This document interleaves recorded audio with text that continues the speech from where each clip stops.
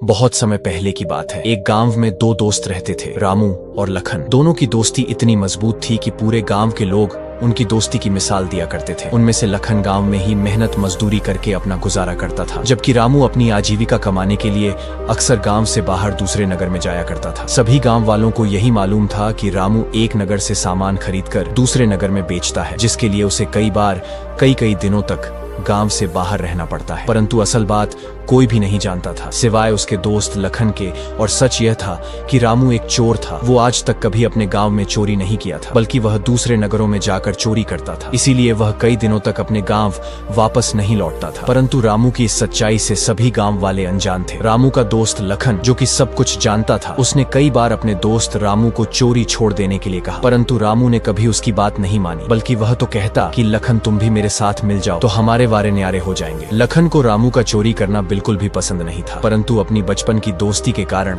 उसने कभी भी किसी को यह राज की बात नहीं बताई। इस प्रकार रामू और लखन अपनी दोस्ती को अच्छे से निभा रहे थे। एक दिन गांव में खबर फैली कि गांव के बाहर एक साधु महाराज ने अपना डेरा जमाया है। गांव के सभी लोग उन साधु महाराज से आशीर्वाद लेने के लिए आने लगे। साधु बाबा गांव के लोगों को धर्म के रास्ते पर चलने की सलाह देते और उनके वचनों का गांव वालों पर अच्छा प्रभाव भी पड़ रहा था। इसी तरह लखन और रामू भी उन साधु बाबा से आशीर्वाद लेने के लिए गए। साधु बाबा के शब्दों का रामू पर ऐसा असर हुआ कि उसे भी लगने लगा कि चोरी करना उसके लिए कोई अच्छा काम तो नहीं है। एक दिन रामू अकेले में साधु बाबा के पास गया और अपने मन की बात बताई। साधु महाराज से कहते हुए वह बताने लगा, बाबा असल में मैं एक चोर हूँ और आपके वचनों से मैं बहुत ही प्रभावित हूँ। तब साधु बाबा कहने लगे, बेटा अगर सच में मेरी बातों का तुम पर कोई असर है तो तुम चोरी जैसा गलत काम छोड़ क्यों नहीं देते। रामू कहने लगा, बाबा मुझे और कोई और काम आता ही नहीं है, ना तो मैं खेती करना जानता हूँ और ना ही मुझसे मेहनत मजदूरी होती है। मुझे तो एक ही काम अच्छे से आता है, चोरी करना। तो फिर भला मैं चोरी कैसे छोड़ दूं? साधु ने कहा, बेटा मेरी मानो तो कुछ दिन के लिए तुम मेरे साथ इसी आश्रम में रहो। अवश्य ही ऐसा करने से तुम्हारा हृदय परिवर्तन होगा और तुम सही रास्ते पर आ जाओगे। साधु की बात मानकर रामू उन्हीं के आश्रम में रहने लगा और साधु बाबा की सेवा करने लगा। इसी तरह करते करते एक महीना बीत गया। रामू ने खूब मन लगाकर साधु महाराज की सेवा की और साधु बाबा भी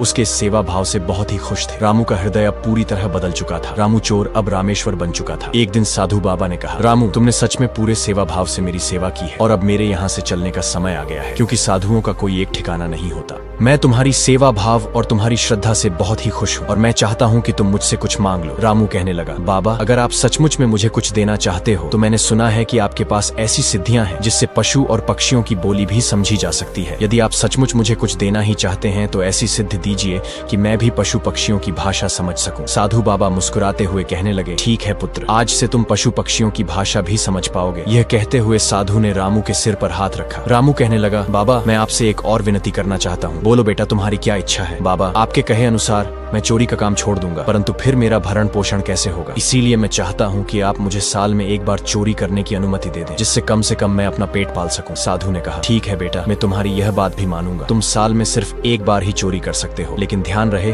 कि यह चोरी सिर्फ दीपावली के दिन ही कर सकोगे। इस दिन के अलावा गलती से भी किसी दिन चोरी करने की मत सोचना, नहीं तो परिणाम अच्छा नहीं होगा। रामू ने सिर झुकाकर साधु बाबा की बात को स्वीकार किया। साधु एक बार फिर से कहने लगे, बेटा मेरी एक बात याद रखना कि मेरे द्वारा दी गई सिद्धि का प्रयोग अगर तुमने ईमानदारी से किया तो ठीक, वरना फिर तुम्हारा सर्वनाश भी निश्चित है। ऐसा आशीर्वाद देकर साधु महाराज किसी दूसरे गांव की तरफ निकल गए। साधु महाराज के साथ रहकर राम के स्वभाव में अब काफी परिवर्तन आ चुका था, जिसके कारण उसका दोस्त लखन भी बहुत ही खुश था। अब तो रामू ने चोरियां करना भी बंद कर दिया था, जैसा कि उसने साधु बाबा को वचन दिया था कि वह साल में केवल एक बार ही चोरी करेगा, और वह भी दीपावली के दिन। अब दोनों दोस्त मेहनत मजदूरी करके ही अपना गुजारा कर रहे थे। लखन की एक बहन थी जो अब जवान हो चुकी थी और उसका रिश्ता तय हो चुका था। 15 दिन के बाद शादी की तारीख निश्चित हो चुकी थी, परंतु लखन जो कि मेहनत मजदूरी करके अपना गुजारा कर रहा था, उसके पास इतना धन भी नहीं था कि वह अपनी बहन की शादी ठीक से कर सके। अब तो उसे इसी बात की चिंता सता रही थी कि 15 दिन के बाद किस तरह से वह अपनी बहन की शादी में बारातियों का स्वागत करेगा, किस प्रकार बारातियों के खाने पीने का इंतजाम करेगा। वह सहायता के लिए अपने कई रिश्तेदारों के पास गया, परंतु किसी ने भी उसकी सहायता न करी। सबने कुछ न कुछ बहाना बनाकर उसे टाल दिया। जब उसे कुछ भी समझ में नहीं आया तो वह सहायता के लिए अपने दोस्त रामू के पास गया और कहने लगा, भाई अब तो तुम ही मेरी सहायता कर सकते हो। तुम तो जानते हो कि मेरी बहन सुकन्या का रिश्ता तय हो चुका है और 10-15 दिन बाद उसकी शादी है। मेरी हालत ऐसी नहीं है कि मैं उसकी शादी का इंतजाम ठीक से कर सकूं। यहाँ तक कि बारातियों को खाना खिलाने के लिए भी मेरे पास पैसे नहीं है। मैंने अपने सभी रिश्तेदारों से सहायता मांगी, परंतु सब ने कुछ न कुछ बहाना बनाकर मुझे टाल दिया। अब तुम ही कुछ कर सकते हो। कैसे भी करके तुम मेरे लिए कुछ धन की व्यवस्था कर दो। कुछ महीनों दिनों के बाद मैं तुम्हारे रुपए लौटा दूंगा। रामू ने जवाब दिया, भाई सुकन्या सिर्फ तेरी ही नहीं बल्कि मेरी भी बहन है। मैं तुम्हारी समस्या समझ सकता हूँ, परंतु मैं तुम्हारी सहायता कैसे करूँ? तुम तो जानते ही हो कि मैंने चोरी करना भी छोड़ दिया है और केवल दीपावली के दिन ही मैं चोरी कर सकता हूँ, जबकि दीपावली आने में अभी 8 महीने बचे हैं। अब ऐसे में मैं क्या करूँ? लखन कहने लगा, मुझे कुछ नहीं मालूम कि तुम क्या करोगे, मगर किसी भी तरह अगले 5 दिन के अंदर मुझे 500 रुपए ला कर दो, नहीं तो मेरी बहन की बारात वापस लौट जाएगी। रामू कहने लगा, ठीक है भाई, मैं तुमसे वादा करता हूँ कि मैं बहन की शादी के लिए धन की व्यवस्था करूंगा। मैं धन इकट्ठा करने के लिए गाँव से बाहर जा रहा हूँ। अगर मैं 5 दिन में लौट कर नहीं आया तो तुम मेरा इंतजार मत करना। लखन ने कहा, ठीक है तुम जाओ, मैं ईश्वर से प्रार्थना करूंगा कि तुम जल्द से जल्द धन लेकर वापस लौट आओ।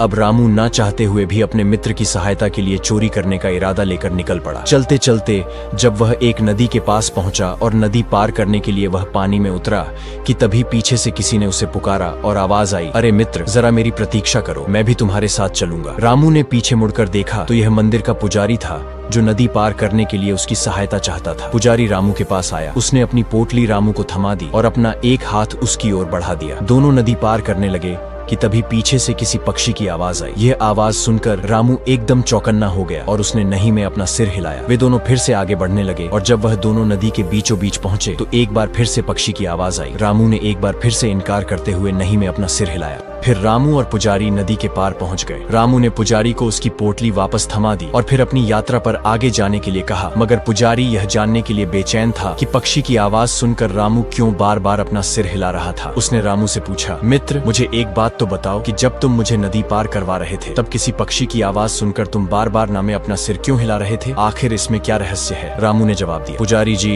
इससे आपको क्या मतलब? आपने तो नदी पार करनी थी, जो कर लिया, मैंने आपकी सहायता कर दी। अब आप अपने रास्ते पर जाइए और मुझे अपने रास्ते पर जाने दीजिए। परंतु पुजारी वहाँ से गया नहीं। वह जिद करने लगा, जब तक तुम मुझे बताओगे नहीं मेरे मन को चैन नहीं मिलेगा और मैं यहाँ से नहीं जाऊंगा। रामू ने कहा, ठीक है, अगर आप जानना ही चाहते हैं तो मैं आपको बताऊंगा, परंतु यह रहस्य आप किसी और को नहीं बताएंगे। किसी को नहीं बताऊंगा मित्र। रामू ने कहा, भाई मैं एक चोर हूँ और मेरे मित्र की बहन का विवाह होने वाला है। उसकी शादी के लिए मुझे 500 रुपए का इंतजाम करना है, इसीलिए मैं चोरी करने को निकला हूँ। जब हम दोनों पानी में चलने लगे थे तब पक्षी ने मुझसे कहा था कि आपकी पोटली में सोना रखा है और मैं उसमें से सोना निकाल लूं, मगर मैंने सर हिलाकर कहा कि मैं कुछ भी नहीं चुराऊंगा, क्योंकि आपने मुझे मित्र कहकर पुकारा था और सहायता के लिए अपना हाथ मेरी ओर बढ़ाया था। मित्रता का धर्म निभाना मेरा कर्तव्य है। अपने मित्र का आदर करना और उसके प्रति निष्ठा को मैं कैसे भुला सकता हूँ, क्योंकि इस समय भी मैं एक मित्र की सहायता करने के लिए ही निकला हूँ। पुजारी रामू की यह बातें सुनकर आश्चर्यचकित रह गया। रामू ने आगे कहा, जब हम दोनों नदी के बीचों बीच आ गए थे तब उस पक्षी ने कहा था कि मैं आपको पानी में धक्का दे दूं और सोना ले जाऊं, लेकिन मैंने फिर से इनकार कर दिया। यदि मैं ऐसा करता तो अपने मित्र के साथ धोखा करता और मैं मित्र के साथ कभी ऐसा नहीं कर सकता। अब तो रामू की बातें सुनकर पुजारी का सिर चकरा गया। वह सोचने लगा कि यह किस तरह का चोर है जो चोर होते हुए भी ऐसी धर्म महात्माओं वाली बातें कर रहा है। भला एक चोर होकर इसके विचार इस तरह के कैसे हो सकते हैं? उसने रामू से पूछा, भाई एक चोर होते हुए भी तुम्हारे अंदर इतने अच्छे गुण और इतने अच्छे विचार कैसे आ गए? रामू ने बताया कि वह महीने तक एक साधु महाराज के आश्रम में रहा था और यह सब उसी का असर है। इसके बाद रामू अपने रास्ते पर चला गया और पुजारी अपने रास्ते चला गया। पुजारी सारे रास्ते इस धर्मी और नेक दिल चोर के बारे में ही सोचता रहा। आखिरकार एक चोर होकर वह कितना ईमानदार और नेक दिल था।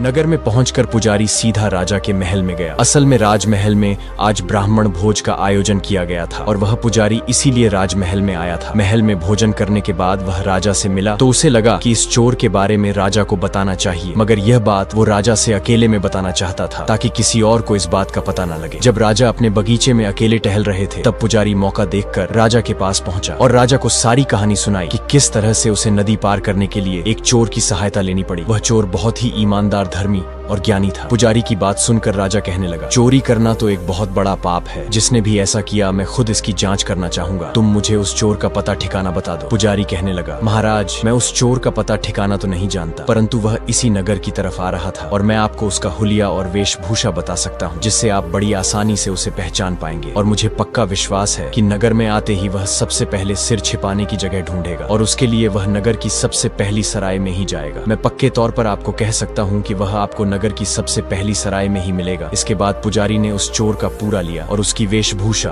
कपड़ों का रंग, सब कुछ महाराज को समझा दिया, जिससे कि वह चोर को देखते ही पहचान ले। चोर के बारे में सारी जानकारी लेने के बाद राजा ने मक्के की 2 रोटियां बनवाई और उनको एक पोटली में रखा। इसके बाद अपना वेश बदलकर और एक साधारण आदमी का वेश बनाकर वह उस सराय में जा पहुंचा। सराय में राजा ने चोर को पहचान लिया क्योंकि पुजारी ने उसका हुलिया और उसकी वेशभूषा अच्छी तरह से राजा को समझा दिया था। राजा चोर के पास गया और उससे बातचीत करने लगा। जब रामू चोर ने राजा से पूछा, आप कौन हैं? तो राजा ने कहा, मैं एक चोर हूँ और चोरी की फिराक में घूम रहा हूँ। रामू ने कहा, भाई मैं भी एक चोर हूँ, क्यों ना हम दोनों मिलकर चोरी करें? मैं आज रात वह सामने वाली दुकान में आधी रात के बाद चोरी करने वाला हूँ। राजा ने कहा, मुझे भी 200 रुपयों की आवश्यकता है, क्यों ना आज रात हम दोनों मिलकर उस दुकान का ताला तोड़ दें। जब रात हुई तो चारों ओर सन्नाटा छा गया। तब वे दोनों दुकान की ओर गए। रामू ने ताला तोड़ा और अंदर घुस गया। तिजोरी तोड़कर उसने 500 रुपए अपने लिए निकाले और 200 रुपए अपने साथी के लिए निकाले। उसने राजा को उसकी जरूरत समझकर 200 रुपए दे दिए और फिर कुछ खाने के लिए उसने दुकान में पड़ी हुई बोरियों की ओर देखा, क्योंकि उसे भूख लग रही थी। जब से वह घर से चला था तब से लेकर अब तक उसने कुछ नहीं खाया था। उसे सामने की बोरियों में कुछ सफेद सफेद सा नजर आया। रामू ने सोचा कि शायद यह चीनी है। उसने मुट्ठी भरी और अपने मुंह में डाल लिया, परंतु यह क्या, ये तो नमक था। उसने एकदम सब थूक दिया। अचानक उसने अपने साथी से दिए हुए 200 रुपए वापस मांगे। जब राजा ने वह देने से इनकार किया तो रामू ने उसके मुंह पर एक तमाचा जड़ दिया और उससे रुपए छीन लिए। उसने अपने 500 और अपने साथी के 200 रुपए वापस तिजोरी में डाल दिए और फिर दुकान बंद कर दी। राजा रामू की इन सभी हरकतों से बड़ा ही हैरान हुआ। एक तमाचा पड़ने के कारण बेचारा राजा चुपचाप उसके साथ दिया। जब वे दोनों सराय के अंदर पहुंचे तो राजा ने पूछा, भाई पहले तो तुमने रुपए चुराए और फिर वापस तिजोरी में रख दिए, ऐसा क्यों? रामू ने कहा, मैं भूखा था और दुकान में कुछ खाने के लिए ढूंढ रहा था, मगर गलती से मैंने दुकानदार का नमक चीनी समझकर खा लिया और जिसका नमक खाया हो उसके साथ धोखा नहीं कर सकते, इसीलिए मैं रुपए वापस तिजोरी में रख दिया। रामू चोर की बातें सुनकर राजा हक्का बक्का रह गया। सोचने लगा कि यह चोर कैसी ज्ञान की बातें कर रहा है, यह तो बड़ा ईमानदार चोर है। अब उसे पुजारी की बात पर पूरा विश्वास हो गया। इसके बाद राजा ने चोर से कहा, अच्छा चलो अब किसी और जगह चोरी करते हैं। यह सुनकर रामू ने राजा को एक और तमाचा जड़ दिया और कहने लगा, क्या हम सारी रात चोरियां ही करते रहेंगे? आज के लिए इतना बहुत है, अब कल देखेंगे क्या करना है। राजा ने अपनी पोटली से रोटियां निकाली और रामू चोर को खाने के लिए दी। इसके बाद राजा ने पूछा, अच्छा अब यह तो बताओ कि अगर कल चोरी करनी है तो तुम मुझे कहाँ मिलोगे? रामू ने कहा, इसी सराय के पीछे, मैं रात के समय तुम्हारा इंतजार करूंगा। इसके बाद राजा अपने महल में वापस लौट गया, परंतु उसे नींद नहीं आ रही थी। वह सारी रात उसी चोर के बारे में सोचता रहा कि यह किस तरह का रहस्यमय चोर है जो एक तरफ तो चोरी जैसा काम करता है, दूसरी तरफ ज्ञान और धर्म की बातें करता है और तो और साला तमाचा भी बड़ा तेज मारता है। अगली रात जब राजा एक साधारण आदमी के वेश में सराय के पीछे पहुंचा तो रामू भी उसे वहीं पर मिल गया। राजा ने उसे खाने के लिए रोटियां दी। जब वे दोनों खा पी कर मस्त हो गए तो राजा ने कहा, भाई ये छोटा मोटा खजाना हम कब तक लूटते रहेंगे, क्यों नहीं आज हम कोई बड़ी माल चोरी करें? रामू ने कहा, पर भाई उसके लिए क्या करना होगा? राजा ने कहा, चलो भाई आज रात हम राजा का खजाना लूटते हैं। रामू ने कहा, भाई वहाँ धन तो बहुत है लेकिन खतरा भी उतना ही है। राजा कहने लगा, तुम उसकी चिंता मत करो, मुझे राजा के महल और खजाने के सारे रास्ते मालूम है, क्योंकि मैं पहले राजा के महल में पहरेदार था, इसलिए अब हम आसानी से चोरी कर पाएंगे। असल बात तो यह थी कि राजा रामू को चोरी करते हुए रंगे हाथों पकड़ना चाहता था और साथ ही अपने पहरेदार को भी परखना चाहता था कि वे लोग सावधानी से पहरा देते हैं या नहीं। जब वे दोनों राजमहल के पास पहुंचे तो देखा कि तीनों पहरेदार गहरी नींद में सोए पड़े थे, जबकि एक कुत्ता पहरेदारी कर रहा था। कुत्ता उन्हें देखकर कुछ नहीं किया और उन्हें अंदर जाने दिया, क्योंकि वह राजा को पहचान गया। राजा ने रामू को महल के सारे रास्ते बताए। रामू खजाने वाले कमरे तक पहुंचा और वह ताला तोड़ने लगा कि तभी एक पक्षी बोला और कुत्ता भौंकने लगा। रामू ने राजा से कहा कि तुम यहीं पर बाहर खड़े रहो, मैं अंदर जाकर तिजोरी का ताला तोड़ता हूँ। इस तरह राजा खजाने वाले कमरे के बाहर खड़ा हो गया और रामू कमरे के अंदर चला गया। इसके बाद रामू ने खजाने से भरी हुई तिजोरी का ताला तोड़ दिया तो कुत्ता एक बार फिर से भौंका। उसकी आवाज सुनकर रामू ने एक बार जोर से अपना सिर हिलाया और 500 रुपए अपने और 200 रुपए अपने साथी के निकाले। तभी एक बार फिर से पक्षी की आवाज आई और कुत्ता एक बार फिर से भौंका। रामू ने रुपए वापस तिजोरी में रख दिए और राजा के पास जाकर उसके पैरों में गिर गया और कहने लगा, महाराज मैं आपका चोर हूँ और आप मेरे स्वामी हैं। आपने मुझे रंगे हाथों पकड़ लिया है, अब आप जो भी दंड मुझे देना चाहते हैं दे दीजिए, मगर 500 रुपए मेरे मित्र के पास भिजवा दीजिए, नहीं तो उसकी बहन की शादी रुक जाएगी। राजा ने हैरान होकर पूछा, आखिर तुम कैसे जान गए कि मैं चोर नहीं बल्कि राजा हूँ? रामू ने कहा, महाराज जब मैं राजकोष का बाहरी ताला तोड़ रहा था तो पक्षी बोलने लगा और कुत्ता भौंकने लगा और मुझे पशु पक्षियों की भाषा समझ में आती है। पक्षी कुत्ते को कह रहा था, खजाने में चोर घुस आया है और तुम सो रहे हो, तुम एक नमक हराम हो। कुत्ते ने जवाब दिया था, परंतु यहाँ पर तो चोर के साथ स्वयं राजा ही मिले हुए हैं। उस समय मुझे उन दोनों की बातों पर विश्वास नहीं हुआ। जब पक्षी ने दोबारा यह बात कही तो कुत्ते ने फिर से वही जवाब दिया। तब भी मुझे उनकी बातों पर यकीन नहीं था, मगर जब तीसरी बार भी वो यही बात कहे तो मैं समझ गया कि आप स्वयं राजा ही हो। इसके बाद रामू ने गहरी सांस ली और कहा, महाराज कृपया करके 500 रुपए मेरे मित्र के पास भिजवा दीजिए। मेरे लिए आप जो भी सजा तय करेंगे मुझे मंजूर है। अगली सुबह राजा ने अपना दरबार लगाया और सभी दरबारियों को रामू चोर की पूरी बात बताई। रामू को भी दरबार में पेश किया गया। राजा ने पूछा, भाई बड़े ही आश्चर्य की बात है कि एक तरफ तो तुम चोर हो परंतु दूसरी तरफ तुम ज्ञान और धर्म की बातें करते हो। आखिर यह कैसे संभव है कि एक चोर ऐसी अच्छी अच्छी बातें करे? जिस दुकानदार का तुमने नमक खाया उसके यहाँ पर तुमने चोरी नहीं की। जिस ब्राह्मण को तुमने नदी पार करवाई उसने तुम्हें मित्र कहा, इसीलिए तुमने उसका धन भी नहीं चुराया। आखिर यह सब क्या रहस्य है? एक चोर के अंदर ऐसे सद्गुण कैसे हो सकते हैं? तब रामू ने कहा, महाराज यह सारा ज्ञान और अच्छी बातें मैंने एक साधु महाराज से सीखी थी। उन्होंने ही मुझे पशु पक्षियों की भाषा समझने का आशीर्वाद भी दिया था। असल बात तो यह है कि पहले मैं एक बहुत ही खतरी चोर था और आए दिन चोरियां करता रहता था, परंतु उन साधु महाराज के वचनों ने मुझे सही रास्ते पर ला दिया। अब मैं साल में केवल एक बार दीपावली के दिन ही बाजार से कुछ जरूरत का सामान उठा सकता हूँ, जिसकी अनुमति मुझे साधु महाराज ने दी थी। परंतु आज मैंने अपना ही संकल्प तोड़ा है, क्योंकि मैं अपने मित्र की सहायता करना चाहता हूँ। अगर 3 दिन में उसके पास 500 रुपए नहीं पहुँचे तो बारात उसके घर से वापस लौट जाएगी और उसकी बहन की शादी रुक जाएगी। अगर ऐसा हुआ तो सारा जीवन उसे इसी कलंक के साथ जीना पड़ेगा। मेरी आपसे गुजारिश है कि आप 500 रुपए मेरे दोस्त के घर पर पहुंचा दीजिए, वह मेरी प्रतीक्षा कर रहा होगा। मैंने उससे कहा था कि मैं 5 दिनों के अंदर अंदर धन लेकर आऊंगा। राजा ने कहा, ठीक है, मैं एक राजदूत को भेजकर तुम्हारे मित्र के घर पर 500 रुपए भिजवा देता हूँ। राजा ने उसी समय अपने नेक राजदूत को रामू के मित्र लखन के घर का पता बताया। राजा के भेजे हुए राजदूत ने लखन को बताया कि उसका मित्र महल में चोरी करते हुए पकड़ा गया है और राजा ने तुम्हारे लिए 500 रुपए भेजे हैं ताकि तुम्हारी बहन की शादी हो सके। लखन ने वह रुपए लेने से साफ इनकार कर दिया और कहने लगा कि मैंने यह रुपए अपने मित्र से मांगे थे और मैं उसी के हाथों लूंगा। तुम यह रुपए वापस ले जाओ। राजदूत महल में वापस आ गए और उसने राजा को सारी बात बता दी। राजा, जो कि रामू की ईमानदारी और उसकी अच्छाइयों से पहले ही बहुत प्रभावित हो चुका था, अब रामू और उसके मित्र लखन की मित्रता देखकर उसके मन में रामू की इज्जत और भी ज्यादा बढ़ गई। राजा ने कहा, रामू, मैं खुद तुम्हारे साथ चलूंगा और तुम्हारे मित्र को कुछ धन दूंगा ताकि वह अपनी बहन की शादी अच्छे से कर सके। और फिर यही हुआ। राजा रामू के साथ उसके गांव में गया। रामू को देखते ही लखन ने उसे गले से लगा लिया। राजा ने लखन को इतना धन दिया जिससे उसकी बहन का विवाह अच्छे प्रकार से हो सके। इस घटना के बाद राजा रामू को अपने साथ राजमहल में वापस ले आया और कहने लगा, रामू, बेशक तुम एक चोर हो परंतु तुम्हारे अंदर बहुत से गुण हैं जो एक अच्छे इंसान में होने चाहिए। मेरे ख्याल से अगर तुम्हारी आजीविका का कोई साधन तुम्हें मिल जाए तो तुम चोरी नहीं करोगे। इसीलिए मैं चाहता कि तुम आज से मेरे दरबार में गुप्तचर का काम करोगे, क्योंकि तुम पशु पक्षियों की भाषा समझते हो। इसलिए तुम जैसे गुणी और ज्ञानी आदमी की इस दरबार में बहुत ही आवश्यकता है। फिर रामू ने राजा के दरबार में नौकरी कर ली। राजा भी प्रसन्न था कि रामू के रूप में उसे एक अनमोल हीरा मिल गया है। अब वह समय समय पर राजा को सलाह दिया करता और इस तरह से रामू एक चोर से राजा का गुप्तचर बन चुका था। और इसी के साथ हमारी कहानी समाप्त होती है।